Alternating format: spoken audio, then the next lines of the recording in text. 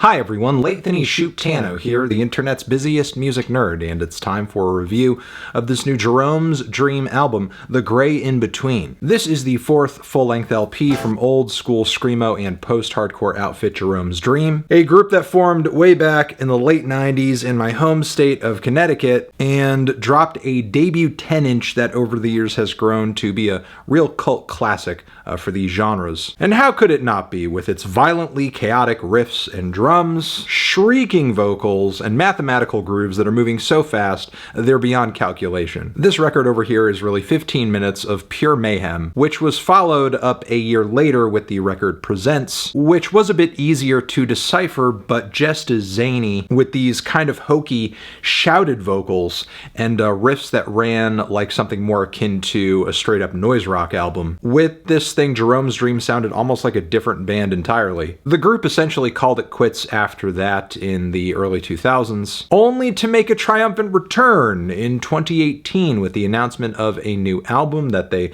successfully crowdfunded the recording and release of. The issue, though, is that the record was kind of a disappointment. The mixes were super messy, the drums overtook everything, and not only that, but the vocals were kind of awful. They had this kind of weird shouty spoken word quality to them that I don't think quite worked. But hey, weirdly, once again, Jeromes Dream was sounding like a different band entirely, with a change up in guitar tones and riff and vocal styles. And now several years later, we have the follow-up to that comeback record, and Jeromes Dream changed it up again. They're sounding like a different band, albeit a better one than what we got on their last LP. I will say though, the band is sounding harsh once again, like they did on the debut, but in a slightly different way. The performances on this thing are more fluid and groovier, not as jarring or disorienting. A lot of headbanging beats and riffs, but that mostly serves as a framework for some of the harshest and most searing guitars I've heard in years. The distortion on this album is more hideous and unforgiving than what you may hear on a lot of black metal records. The bass has a really grimy tone to it as well that links in with the guitars nicely, and the vocals are so loud, nasty, and extreme, I get a sore throat listening to them. So given all that and the very sad, dark chord progressions on these tracks, this thing is a pretty dystopian listen, which rounds out at a very blunt 25 minutes, split across 10 different tracks.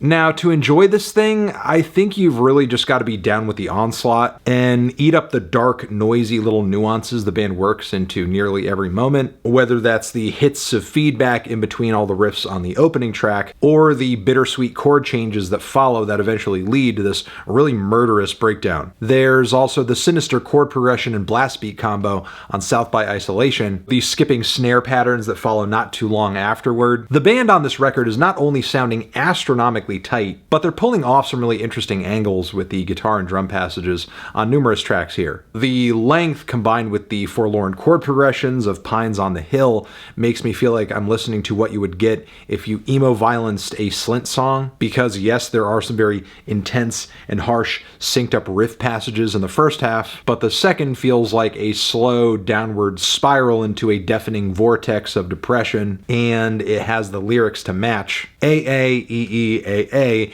handily has the most dissonant and crushing riffs on the entire LP. Meanwhile, some of the blast beat passages and quickly strummed guitars on Holiday with Infinity really give some of these screamo, blackened shoegaze bands kind of a run for their money. Not that those bands have been super active these days anyway. Some of the chirpy guitar licks and bits of feedback worked into the second half of the song are a sharp move too. And the lyrics essentially tell the story of a guy who sacrifices himself in very nasty and graphic fashion for some kind of metaphorical greater good. The final moments of this record sees Jeromes Dream in a deep place of despair, with lyrics that I won't spoil, but I will say that the vocals sound way less aggressive and much more defeated than they do on the rest of the LP. The song's closing moments being led by these very somber, simple, clean, repetitively strummed guitar chords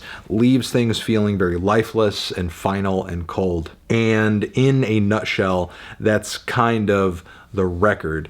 As far as flaws, I will say there are a couple of tracks here that feel like they don't really add all that much to the overall meta of the album, as the riffs and sonic palette of this thing does tend to run a little one note. There are a couple of interlude type cuts in the mix that do provide some very necessary breathing room, but I think the core songs of this record could have used just a bit more versatility to them. But even as it currently stands, this is still one of the most thrilling and hard-hitting Screamo adjacent records I've heard in a while. And I encourage you guys and anybody who is even mildly into that style of music or anything that kind of falls under that umbrella to check this thing out. I'm feeling a strong 7 to a light 8 on this one. Transition. Have you given this album a listen? Did you love it? Did you hate it? What would you rate it? You're the best, you're the best. What should I review next?